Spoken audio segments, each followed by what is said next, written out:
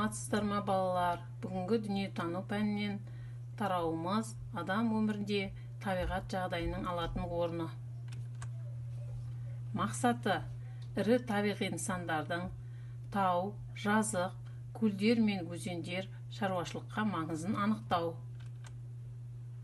Тау бұл жер бетінің айналасынан едәуір биік тұсы. Адамдар тауда, жазықта, өзен көл маңында, шөл далада, сусыз жерде де өмір сүре алады. Таудың табиғаты сұлу, жанға жайлы келеді. Сондықтан онда демалыс орындары салынады.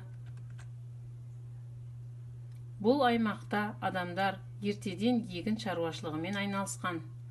Далаға егін егеді, жайылым жерге мал жаяды. Өзен көлдерден балық аулайды. Өсімдік өсіру үшін ылғал мен құнарлы топырақ керек.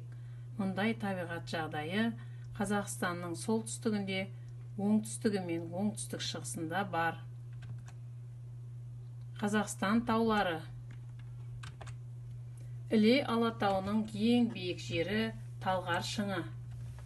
Хан Тәңірі Шығыс Тянь-Шаньдағы шың Қырғызстан мен Қазақстан Алматы облысына таудың солтүстік батыс бөлігі қарайды және Қытай шекарасында.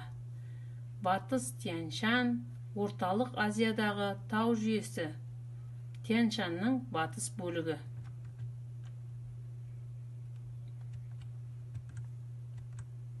Оқжетпес Ақмола облысындағы Бурабай және Шабақты көлдерінің аралығындағы биік жартас. Қаратау жотасы